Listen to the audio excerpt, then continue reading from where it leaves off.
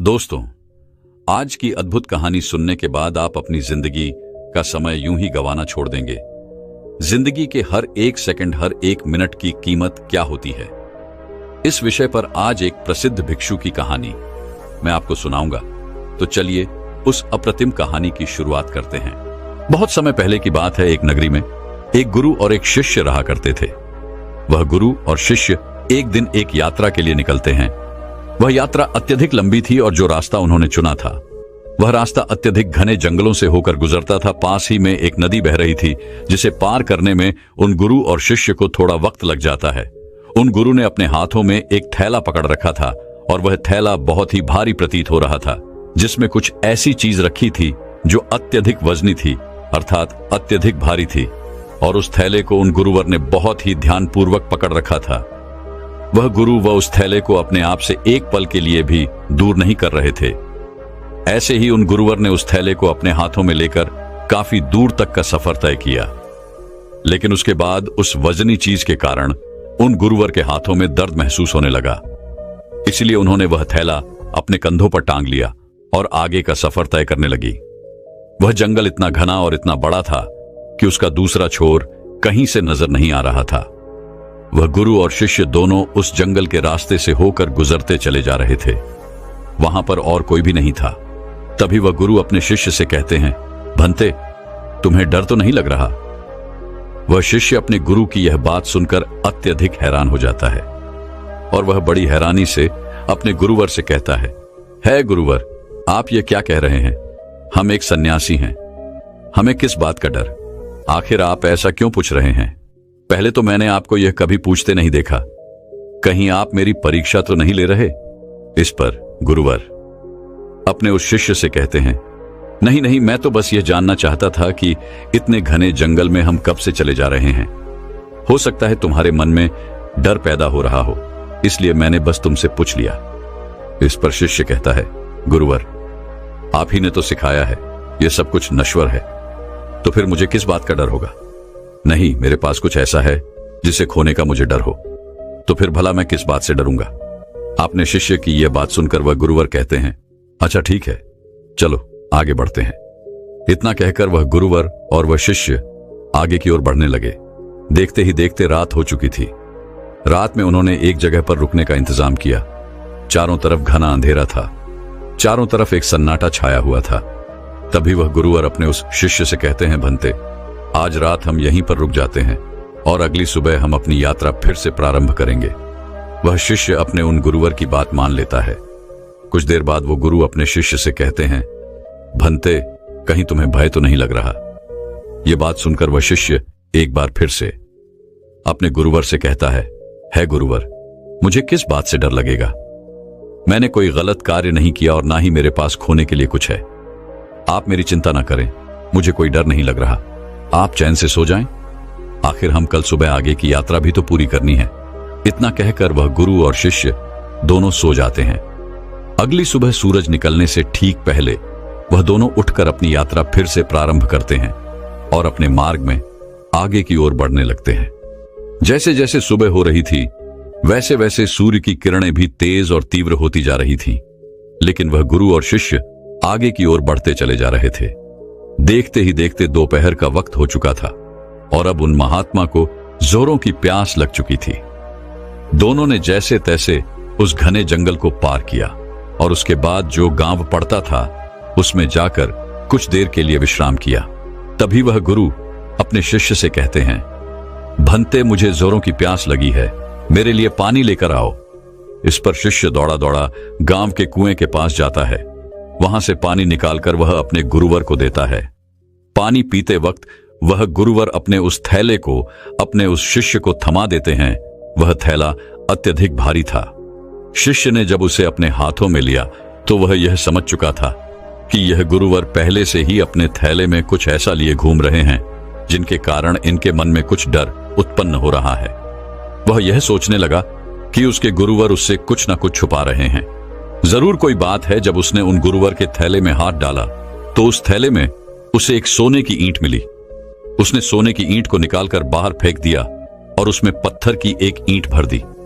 उन गुरुवर ने पानी पीने के बाद तुरंत ही उस थैले को फिर से अपने हाथों में ले लिया और अपने शिष्य से कहते हैं, जाओ तुम भी पानी पी लो, अब हमें आगे का सफर तय करना है। शिष्य भी पानी पीकर आता है और उसके बाद वे दोनों सफर में आगे की ओर बढ़ चलते हैं। तभी उन्हें एक व्यक्ति मिलता है और वह उन गुरु से कहता है गुरुवर, इस गांव में रहना ठीक नहीं है। इस गांव में अत्यधिक चोर रहते हैं और यहाँ पर बहुत चोरियां होती हैं। यहाँ पर अक्सर लोगों का सामान चोरी हो जाता है। ये सुनकर वह गुरुवर अत्यधिक घबरा जाते हैं और अपने शिष्य से कहते हैं, भंते हैं, हमें यहाँ से जल्दी जल्दी निकलना चाहिए। हमें अपने मार्ग में तेजी से आगे बढ़ना चाहिए। इस पर शिष्य अपने गुरुवर से कहता है गुरुवर, आप निश्चिंत तो हो जाइए। अब हमें किसी भी प्रकार का कोई खतरा नहीं है और ना ही अब आपको डरने की कोई आवश्यकता है। अपने शिष्य के मुख से यह बात सुनकर वह गुरुवर अपने शिष्य से कहते हैं, भंते, तुम इतने विश्वास के साथ ये कैसे कह सकते हो कि अब हमें डरने की कोई आवश्यकता नहीं। इस पर शिष्य अपने गुरु से कहता है गुरुवर, जिस सोने की ईंट के कारण आप घबरा रहे थे, जिसे आपने शुरू से लेकर अब तक धोया था, जिसका वजन आप लेकर इधर उधर घूम रहे थे, उसे मैंने कब का फेंक दिया है। इसलिए वह खतरा अब टल चुका है। अब वह खतरा हमारा पीछा नहीं कर सकता। इसलिए आप निश्चिंत हो जाइए और अब आपको डरने की भी कोई आवश्यकता नहीं। अपने शिष्य की यह बात सुनकर वह गुरु अपने थैले में हाथ डालकर देखते हैं तो उन्हें एक साधारण सा पत्थर मिलता है। तब वह अपने शिष्य से कहते हैं, भंते, इसमें जो सोने की ईंट थी वह कहां गई? इस पर वह शिष्य कहता है गुरुवर, जो आपकी परेशानी का कारण बना हुआ था, जो आपकी डर का कारण बना हुआ था, मैंने उसे निकालकर फेंक दिया है और उसकी जगह पर यह पत्थर की ईंट मैंने आपके थैले में रख दी थी ताकि आपको इसके बारे में जानकारी ना हो सके। इस पर वह गुरु कहते हैं, अर्थात इतनी देर से मैं केवल एक पत्थर का बोझ धो रहा था, एक पत्थर को लिए घूम रहा था और अकारण ही परेशान हो रहा था, डर रहा था, घबरा रहा था। इस पर शिष्य कहता है गुरुवर, आप तो व्यर्थ ही चिंतित हो रहे थे। वह सोने की ईंट भी हमारे किस काम की? वह तो हमारे लिए नश्वर है, व्यर्थ है। हमारे लिए तो सब एक समान है। इस पर वह गुरु अपने उस शिष्य से कहते हैं, भंते, तुम सही कहते हो, मैं तुम्हारी बात समझ चुका हूं। तुमने एक शिष्य होकर मुझे इतनी अच्छी सीख दी है। मैं तुम्हारी समझदारी से अति प्रसन्न हूं। मुझे खुशी है कि तुम मेरे शिष्य हो। इस पर वह शिष्य कहता है गुरुवर, आप ही ने सिखाया था, भय जैसी कोई चीज नहीं होती। यह तो हमारी मान्यता है जिसे हम कई वर्षों से यूं ही मानते चले आ रहे हैं। लेकिन यदि हम ध्यान से वास्तविकता को देखेंगे तो सत्य का झात होगा कि ऐसा कुछ नहीं होता। यदि व्यक्ति के भीतर भय बसा हुआ है तो कोई भी चीज उसे डरा सकती है, और यदि व्यक्ति भीतर से कमजोर नहीं है, ताकतवर है, तो उसे कोई नहीं हरा सकता। जरूरत है तो खुद को यह बताने की कि हम जो कुछ भी सोच रहे हैं, हमारे भीतर जो कुछ भी चल रहा है, ये सब एक कल्पना है और कुछ नहीं, जिसे हम बेवजह ही कई वर्षों से ढो रहे हैं, इसका वजन संभाल रहे हैं। एक बार की बात है, एक बार एक गुरु अपने सभी शिष्यों को उपदेश दे रहे थे।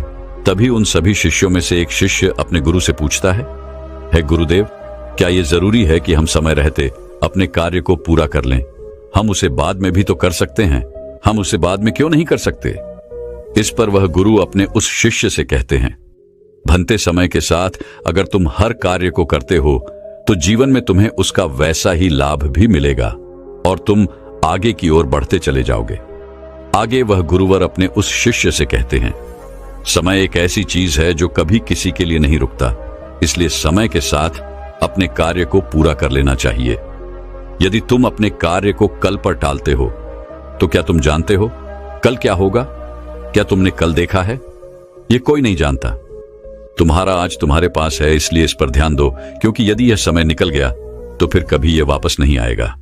इस पर वो शिष्य कहता है, पर गुरुवर, ऐसा क्यों होता है? हम उस कार्य को बाद भी क्यों नहीं कर सकते? इस पर गुरुवर अपने उस शिष्य से कहते हैं, क्योंकि हर कार्य को करने का एक निश्चित समय होता है। इसे और अच्छे से समझाने के लिए मैं तुम्हें एक कहानी सुनाता हूं। इस कहानी को ध्यानपूर्वक सुनना और समझने का प्रयास करना। एक समय की बात है, एक व्यक्ति था जिसका एक बेटा भी था और उसका बेटा बहुत आलसी था। वह कभी भी किसी कार्य को समय पर पूरा नहीं करता था। एक काम करता और उसके बाद वह भाग जाता और घर पर भी वह वापस नहीं आता। इसी तरह उसका कार्य अधूरा रह जाता। जब वह अगले दिन उस कार्य को पूरा करने जाता तो उसका काम और भी ज्यादा बढ़ जाता। वह किसी भी कार्य को मेहनत और लगन के साथ पूरा नहीं कर पाता था, और यह बात उसके पिता को बहुत अच्छे से पता थी कि उसका बेटा किसी भी कार्य को पूर्ण रूप से नहीं करता, ना ही किसी काम को सही ढंग से करता है। इस कारण वह व्यक्ति अत्यधिक चिंतित रहता। उसे यह समझ नहीं आ रहा था कि अपने बेटे को कैसे समझाए कि हर कार्य को उचित समय पर पूरा कर लेना चाहिए। देखते ही देखते समय बीत गया और वह व्यक्ति बूढ़ा हो चुका था। उसकी आय हो चुकी थी और अब उसे यह चिंता सताने लगी थी कि उसके बेटे को कौन संभालेगा, उसे कौन समझाए कि कैसे कोई कार्य सही समय पर और सही ढंग से करना चाहिए। एक दिन उसने यह तय किया कि वह अपने बेटे से इस विषय पर बात करेगा। उसी दिन शाम को खाने के वक्त वह व्यक्ति अपने बेटे को अपने पास बुलाता है और उसे समझाते हुए कहता है, बेटा, तुम जानते हो हम सब किसान हैं और किसानी करके ही हमारा पेट भरता है और हमारा जीवन भी इसी से चल रहा है। मैं जब तक स्वस्थ था मैंने पूरी लगन और मेहनत के साथ इस कार्य को पूरा किया है, लेकिन अब मैं बूढ़ा हो चुका हूं, मेरी उम्र हो चुकी है। अब मैं तुम्हारा साथ नहीं दे सकता और न जाने कब अब मेरा अंतिम समय भी आ जाए। फिर मेरे बाद इस काम को कौन देखेगा, कौन तुम्हारे परिवार को खिलाएगा, उसका ध्यान रखेगा। इसलिए मैं चाहता हूं कि तुम अभी से अपनी जिम्मेदारियां समझ लो और मेरा सारा कार्यभार आज से तुम संभाल लो। उस व्यक्ति के मुख से ये सारी बातें सुनकर उनका बेटा थोड़ा भावुक हो जाता है। तभी आगे उसका पिता उससे कहता है, तुम्हें अब से अपनी हर जिम्मेदारी को समझना होगा, अपने कर्तव्यों का पालन करना होगा, हर काम को स्वयं से करना होगा, और यदि तुम अपने सभी कार्यों को समय पर पूरा कर लोगे तो निश्चित तौर पर तुम्हें सही और अच्छे फल भी मिलेंगे। इस पर वह लड़का थोड़ा सा क्रोधित होकर अपने पिता से कहता है, पिताजी, आप क्या कहना चाहते हैं? आपको क्या लगता है मैं अपना कोई कार्य पूरा नहीं करता? मैं खेत में जाता हूं, वहां रहता हूं, वहां की देखभाल करता हूं, घर के कामों के लिए भी जगह जगह जाता हूं, तो क्या ये सब कार्य नहीं है? क्या इन सबको कार्य नहीं कहते और क्या इन्हें मैंने बिना मन के ही पूरा किया है? इस पर उसके पिता कहते हैं, बेटा, मैं जानता हूं कि तुम रोज खेत जाते हो, लेकिन मुझे यह भी पता है कि तुम वहां जाकर एक पेड़ की छाया में सो जाते हो और अपना समय बर्बाद कर देते हो। मैंने खुद कई बार तुम्हें खेतों में सोते हुए देखा है और तुम कहते हो कि तुम घर के कामों के लिए बाजार जाते हो। मैंने तुम्हें कई बार बाजार के बहाने अपने मित्रों से मिलते हुए देखा है, उनसे घंटों बातें करते हुए देखा है, लेकिन तुम एक पल के लिए यह नहीं सोचते कि घर पर बूढ़े माँ बाप हैं, उनका भी तो ख्याल रखना आवश्यक है। अपने पिता के मुख से ये सारी बातें सुनकर वह लड़का शांत हो जाता है, क्योंकि उसके पास अब कहने के लिए कुछ नहीं बचा था। वह चुपचाप अपने पिता की बात सुनता है।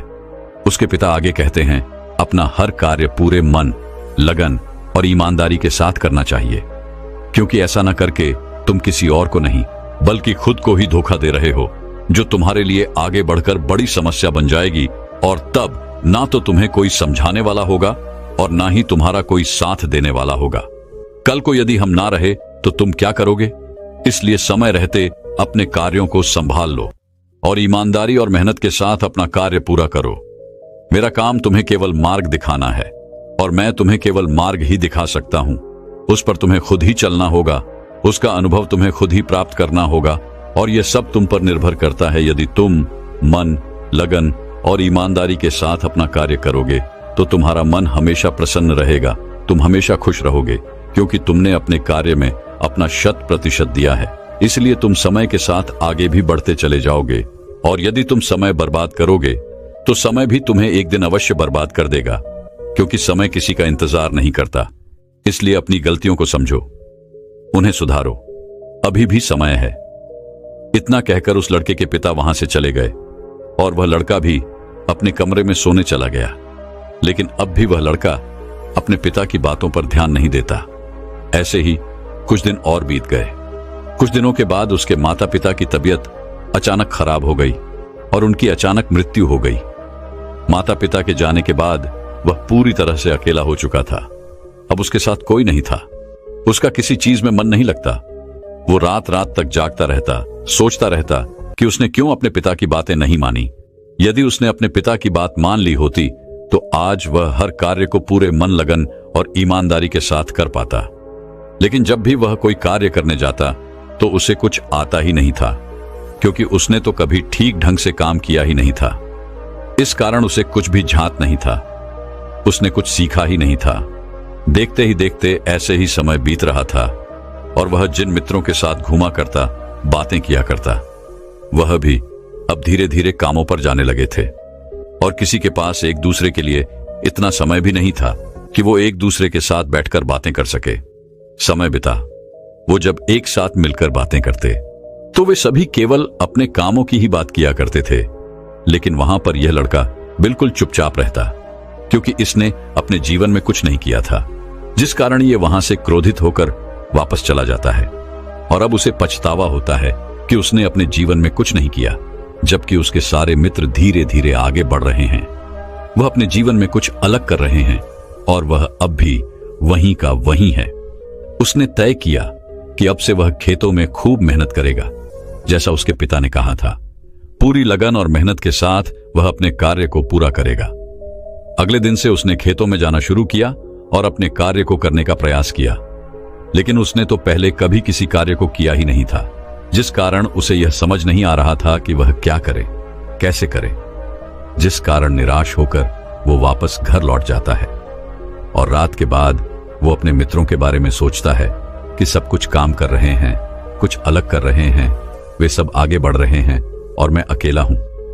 मेरा साथ देने वाला कोई नहीं है। मैंने अपने जीवन में कुछ नहीं कर पाया। यदि मैंने अपने पिता की बात मान ली होती तो आज मैं भी अपने जीवन में कुछ कर रहा होता। यह सोचकर वह अपने पिता को याद करने लगा और फूट फूट कर रोने लगा। उसने अपने पिता की एक भी बातों पर अमल नहीं किया था और यही वजह थी कि आज वह बहुत चिंतित था, बहुत परेशान था और उसका साथ देने वाला भी कोई नहीं था।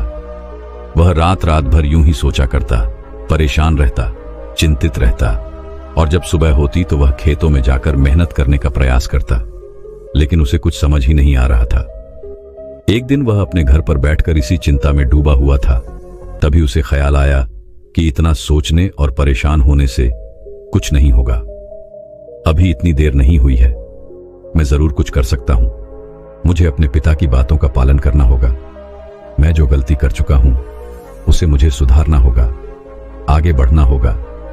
उस दिन वह यह तय करता है कि यदि मैंने अब तक कुछ नहीं किया, लेकिन अब मैं अवश्य कर सकता हूं। मैंने अब तक किसी की नहीं सुनी, लेकिन अब मैं दूसरों की बात जरूर सुनूंगा और खूब मन लगाकर मेहनत करूंगा। उसने अगले दिन सुबह से ही अपने खेत पर जाना शुरू किया और अपने आस पड़ोस के लोगों से खेती के बारे में जानकारी इकट्ठा की और जैसा जैसा उसे बताया गया था उसने ठीक वैसा ही किया। उसने खूब मेहनत की। उसने अपने कामों पर ध्यान देना शुरू कर दिया। जो काम उसे नहीं आता था वह उससे किसी से पूछ लेता था और फिर उस पर कार्य करता था। धीरे धीरे उसने मेहनत की महत्वता को समझ लिया था, समय की महत्वता को समझ लिया था। वह धीरे धीरे मेहनत और लगन के साथ अपने कार्य को पूरा करने लगा और ईमानदारी के साथ वह आगे भी बढ़ने लगा। इतना कहकर उन गुरुवर ने इस कहानी को यहीं पर समाप्त कर दिया और आगे अपने उस शिष्य से कहते हैं, भंते, यदि उस लड़के ने सही समय रहते ही अपने पिता की बात माननी होती तो वह पहले ही अपने जीवन में आगे बढ़ चुका होता। उसके लिए तरह तरह के दरवाजे खुल चुके होते। लेकिन जब वह पूरी तरह से टूट गया, हार गया, अपने पिता की बात याद आने पर जब उसे पछतावा हुआ, तब उसे यह एहसास हुआ कि उसने गलती की है और उसे सुधारना चाहिए। यदि उसने समय रहते ही जिम्मेदारियों को समझ लिया होता और ईमानदारी से अपना कार्य किया होता तो उसके लिए भी सब कुछ आसान होता और वह भी अपने जीवन में बहुत आगे बढ़ चुका होता। उन गुरुवर के मुख से यह कहानी सुनकर उस शिष्य को सारी बातें अच्छी तरह समझ में आ चुकी थी। वह शिष्य कहता है गुरुवर, आप सही कहते हैं। जीवन में हर चीज का एक सही समय होता है। हमें समय के अनुसार सब कार्य पूर्ण कर लेने चाहिए, अन्यथा अंत में केवल दुख और पछतावा ही बचता है। आगे वह गुरुवर अपने उस शिष्य से कहते हैं, हमेशा ध्यान रखना, व्यक्ति को सदैव अपने काम के प्रति जिम्मेदारी से अपने कार्य को पूरा करना चाहिए। अपने कार्य के प्रति ईमानदार होना चाहिए, तभी वह जीवन में आगे बढ़ सकता है। अन्यथा इतना कहकर वह गुरु शांत हो गए और वह शिष्य भी अपने और गुरु को प्रणाम करके वापस बैठ गया। तो दर्शकों, चलिए अब जिंदगी से दुखों को पूरी तरह से खत्म कैसे किया जा सकता है, इस विषय पर अगली कहानी की शुरुआत करते हैं। दोस्तों, महात्मा बुद्ध कहते हैं दुख है, और यह सत्य है, हमारे दुख का कारण भी है, यह भी सत्य है, और उसका निवारण भी है, यह भी सत्य है। समस्या है तो उसका समाधान भी है, परंतु हमें हमारे जीवन में केवल दुख और समस्याएं ही दिखाई देती हैं। हर तरफ चारों दिशाओं में हमें केवल दुख और परेशानियां ही नजर आती हैं। इसका समाधान तो कहीं नजर ही नहीं आता। हम चाहे कितने भी समस्याओं का समाधान खोजने का प्रयास क्यों न करें, लेकिन हम उसका समाधान निकाल नहीं पाते, और ऐसे ही धीरे धीरे वक्त बीतता जाता है और एक दिन सब कुछ ठीक हो जाता है।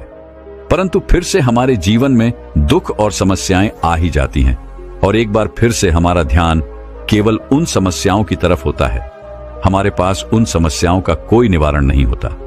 परंतु यह बात भी बिल्कुल सत्य है कि निवारण और समाधान दुख और समस्या में ही निहित होते हैं, और जो व्यक्ति निवारण और समाधान को खोज लेते हैं, उन्हें जो संपदा मिलती है वह यूं ही समय को गुजार देने वालों को नहीं मिलती। मैंने अब तक आपसे जो कुछ भी कहा है, हो सकता है कि आपको ये सारी बातें समझ में ना आई हों, लेकिन महात्मा बुद्ध ने आखिर ऐसा क्यों कहा कि सभी समस्याओं का समाधान उसी समस्या में होता है। चलिए इसे एक कहानी के माध्यम से समझते हैं। बहुत समय पहले की बात है। एक राज्य का राजा बहुत चिंतित था, क्योंकि उसकी पत्नी का जन्मदिन नजदीक आ रहा था। यूं तो कहने को वह राजा था, लेकिन फिर भी उनके वैवाहिक जीवन में हजारों प्रकार की समस्याएं थी।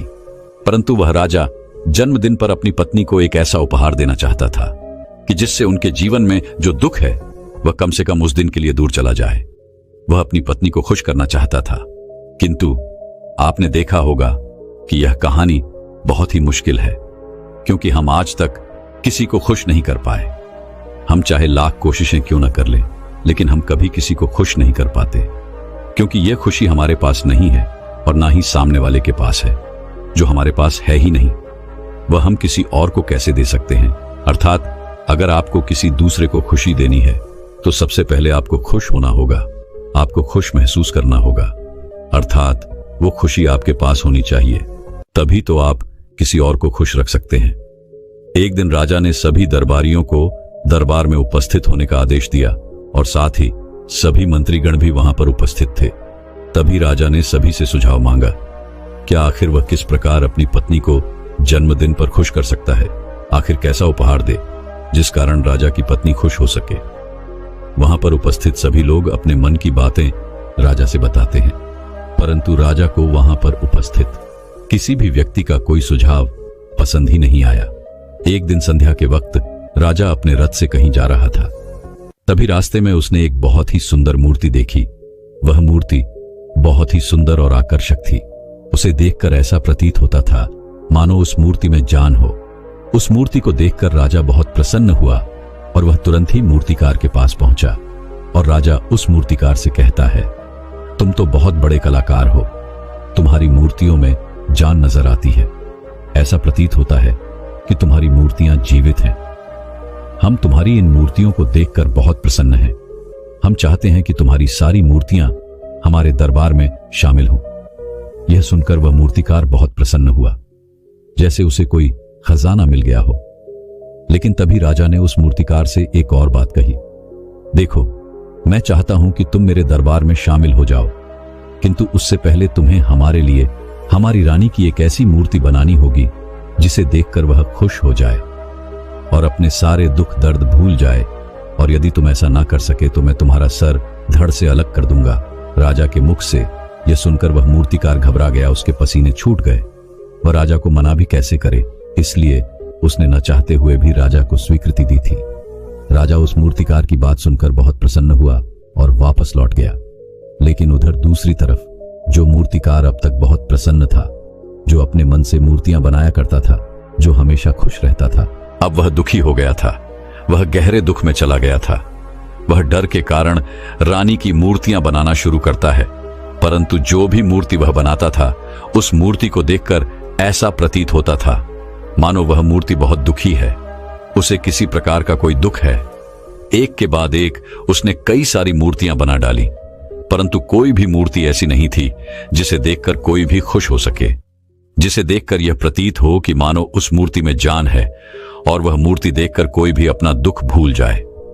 और ये इस कारण हो रहा था क्योंकि वो मूर्तिकार भीतर से बहुत दुखी था, जो उसकी मूर्तियों के रूप में स्पष्ट नजर आ रहा था। राजा ने उस मूर्तिकार को 1 सप्ताह का समय दिया था, किंतु 4 दिन तो उसने यूं ही बर्बाद कर दिए। अब उसके पास केवल 3 दिन का ही समय बचा था, जिसके बारे में सोच सोचकर उस मूर्तिकार का गला सूखा जा रहा था। डर के कारण अब उसके हाथ पैर भी काम करना बंद कर चुके थे। उसके हाथ से हथौड़ी और छीनी तक नहीं चल रही थी और उसे अपना भविष्य नजर आ रहा था। उसे नजर आ रहा था कि वह राजा उसे मृत दंड दे रहा है। उसके बाद उसके परिवार का क्या होगा, उसके परिवार को कौन संभालेगा, यह सोच सोचकर उस मूर्तिकार का मन बैठा जा रहा था। तभी उसने एक योजना बनाई। वह अपने परिवार को साथ लेकर रात ही में गांव छोड़कर चला जाएगा। यह सोचकर वह तुरंत घर लौटा।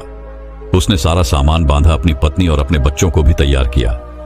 ऐसे ही घर से निकलने वाला था कि तभी उसने देखा कि राजा के सिपाही वहां पर तैनात थे। यह देखकर वह मूर्तिकार और भी घबरा गया। वह समझ नहीं पा रहा था कि क्या करें। यदि वो यहां से भागने की कोशिश करता है और पकड़ा जाता है तो राजा उसके साथ साथ उसके परिवार को भी मृत्यु दंड दे देंगे। वह कुछ समझ नहीं पा रहा था।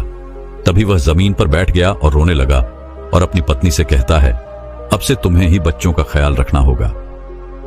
मेरा और तुम्हारा साथ यहीं तक था, क्योंकि राजा ने जिस प्रकार की मूर्ति का मुझे आदेश दिया है, मैं उस प्रकार की मूर्ति नहीं बना पा रहा, जिस कारण राजा मुझे मृत दंड दे देंगे।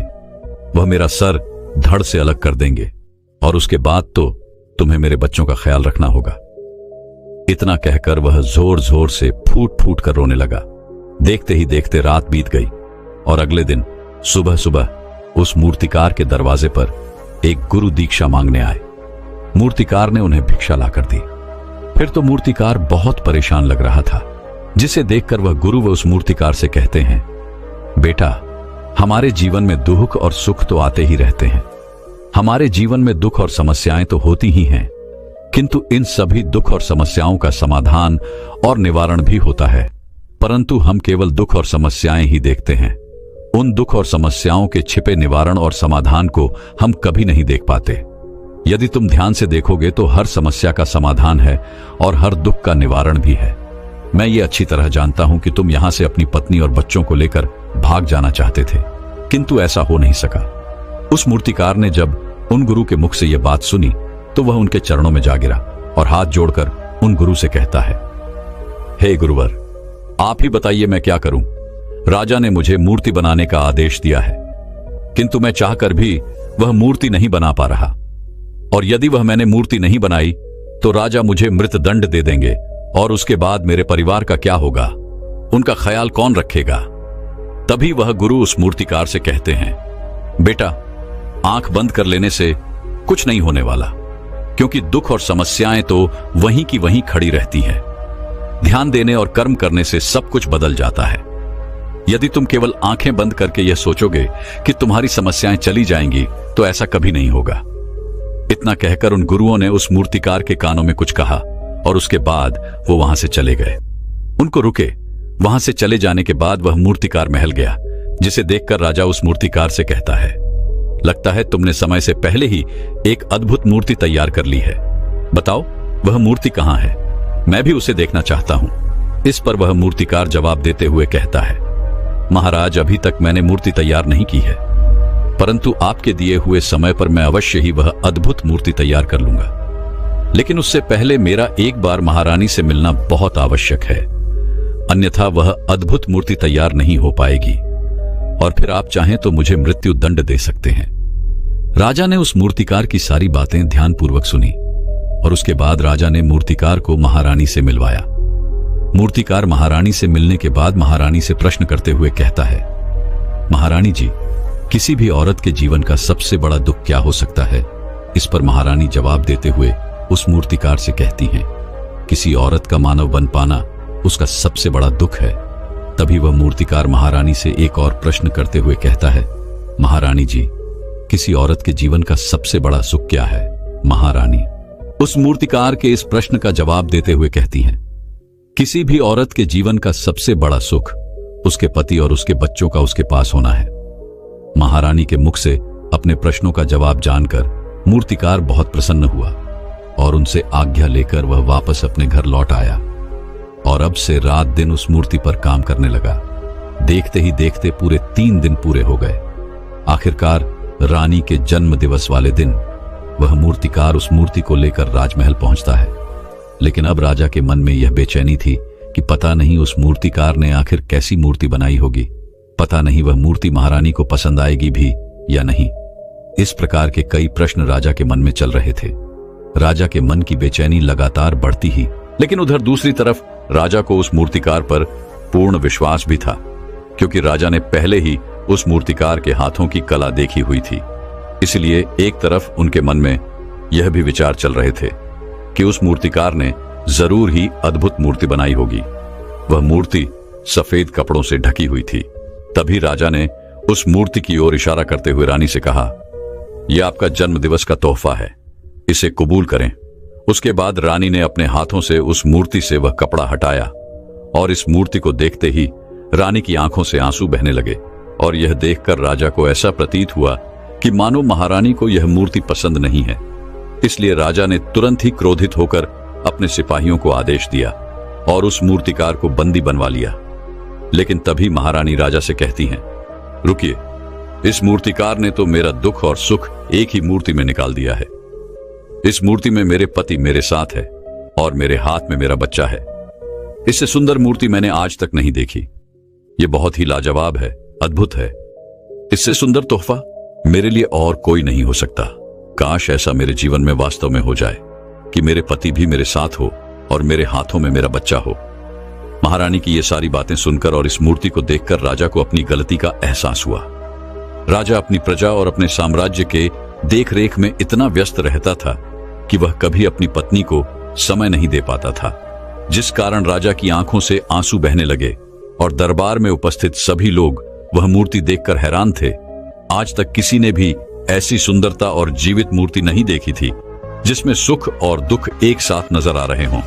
उसके बाद उस राजा ने उस मूर्तिकार को रिहा करवाया और उसे ढेरों इनाम दिए और अपने राज दरबार में जगह भी थी। किंतु उस मूर्तिकार ने इनाम स्वीकार कर लिया, परंतु राज दरबार में उसने जगह नहीं ली और हाथ जोड़कर राजा से कहता है, हे महाराज, मेरी आपसे एक विनती है। आपने मुझे चेतावनी दी थी, यदि मैं ये मूर्ति नहीं बना सका तो आप मुझे मृत्युदंड दे देंगे। किंतु मैं आपसे बस इतना ही कहना चाहता हूं कि हम में से चाहे कोई भी प्राणी क्यों ना हो, सभी के प्राण उतने ही कीमती हैं जितना कि आपका या महारानी के है। इसलिए किसी को भी बिना दोष के दंड नहीं देना चाहिए। मेरी पत्नी ने मुझसे कहा था कि राजा की दोस्ती और दुश्मनी दोनों ही अच्छी नहीं है, इसलिए मुझे आपके राज्य दरबार में कोई स्थान नहीं चाहिए। मैं अपनी छोटी सी दुनिया में बहुत खुश हूं। मैं अपने छोटे से परिवार के साथ बहुत खुश हूं। मैं आज तक जो करता आया हूं, मुझे वह पसंद है और मैं अपने पूरे जीवन काल वही करना चाहता हूं। मैं जैसा हूं, जिस हाल में हूं, मुझे बहुत प्रसन्नता है कि मैं आज इतना खुशहाल इंसान हूं। अब मुझे आज्ञा दीजिए। इतना कहकर वह मूर्तिकार वहां से चला गया। दोस्तों, इसी प्रकार हमारे जीवन में भी बहुत बड़े बड़े संकट और दुख आते जाते हैं, किंतु वास्तव में तो ये दुख और संकट हमें कुछ सिखाने के लिए आते हैं। किंतु हम तो केवल उन दुख और समस्याओं को ही देखते रह जाते हैं। हम उनका निवारण खोजने का तनिक भी प्रयास नहीं करते और जब हम दुख के समय क्रोध करते हैं तो हम वास्तविकता में अपना ही नुकसान कर लेते हैं। जो व्यक्ति समझदार होते हैं वह अपनी दुख और परेशानियों से ये सबक सीख ही लेते हैं कि उन्हें विषम परिस्थितियों में शांत रहकर उन दुखों का निवारण करना चाहिए, उन समस्याओं का समाधान करना चाहिए। किंतु हम में से अधिकांश लोग यह नहीं सीख पाते और वह लोग दुख और परेशानियों के समय पर क्रोधित हो ही जाते हैं। वह इस बात को अच्छी तरह जानते हैं क्या हमें दुख और समस्या के समय पर शांत रहना चाहिए और उसका समाधान खोजने का प्रयास करना चाहिए, किंतु हम बार बार वही गलती दोहराते रहते हैं। जब भी हमारे सामने कोई विषम परिस्थिति उत्पन्न होती है तो हम बार बार क्रोधित हो जाते हैं और क्रोध में आकर हम अपना ही नुकसान कर लेते हैं, क्योंकि क्रोध में हम कभी भी कोई चीज सीख नहीं सकते। क्रोध में हमारा मस्तिष्क काम करना बंद कर देता है और उसे केवल वह परिस्थिति नजर आती है, वह समय नजर आता है जो उसके खिलाफ है और जो जीवन के दुखों से, इन समस्याओं से कुछ सीख नहीं पाता। ऐसा व्यक्ति पूर्ण रूप से एक दलदल में फंसे हुए इंसान की तरह है जो परिस्थितियों के दलदल में कुछ इस प्रकार फंस चुका है कि वह वहां से निकल नहीं सकता, फिर वह चाहे कितना भी हाथ पैर क्यों ना मार ले, और वह जितना हाथ पैर मारेगा वह उतना ही उस दलदल में फंसता चला जाएगा। जबकि आपको हाथ पैर ना मार के बल्कि शांत रहकर अपने मस्तिष्क का प्रयोग करना चाहिए और यह सोचना चाहिए कि इस दुख, इस समस्या और इस विषम परिस्थिति का समाधान क्या हो सकता है। किंतु आप तो अपने आप को पहले से ही दलदल में डाल चुके हैं और ऐसी स्थिति में आप बाहर निकलने के बारे में ना सोचकर लगातार और हाथ पैर मारकर आप अपने आप को उस दलदल में और भी नीचे डुबाते जा रहे हैं। तो ऐसी परिस्थिति में आप भला उस समस्या, उस परिस्थिति का सामना कैसे करेंगे, वहां से बाहर कैसे निकलेंगे? और वहीं पर जो व्यक्ति थोड़ा भी जागृत है, जो दुख और समस्याओं का निवारण और समाधान खोजने में वास्तव में अपना समय लगाते हैं, वो ये जानते हैं कि निवारण और समाधान एक हीरे की तरह है। वह हीरे की खान की तरह है। जिस प्रकार एक हीरे को ढूंढा जाता है, फिर उसे तराशा जाता है, जिसके बाद उस हीरे की कीमत बहुमूल्य हो जाती है, ठीक वैसे ही दुख और समस्या में समाधान और निवारण खोजने की आवश्यकता होती है और वह हमें खोजना भी चाहिए।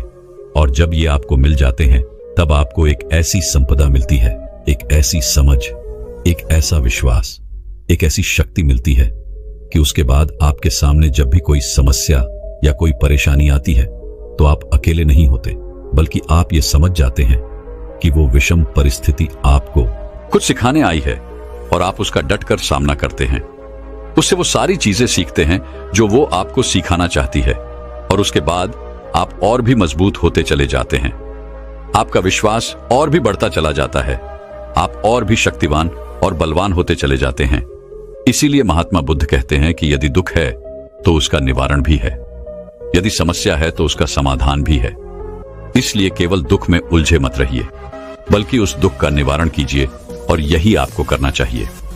केवल हाथ पर हाथ धरे बैठे रहने से या फिर यूं ही समय को गंवाने से आपको कभी भी उसका निवारण नहीं मिलेगा, बल्कि जितना आप उस दुख और समस्या से अपनी जान छुड़ाकर भागने की कोशिश करेंगे, वह उतने ही तीव्रता से आपके पीछे भागेगी और जैसे जैसे समय बीतता जाएगा वह दुख और समस्या और भी विकराल रूप ले लेगी और तब उसका सामना करना और भी मुश्किल हो जाएगा।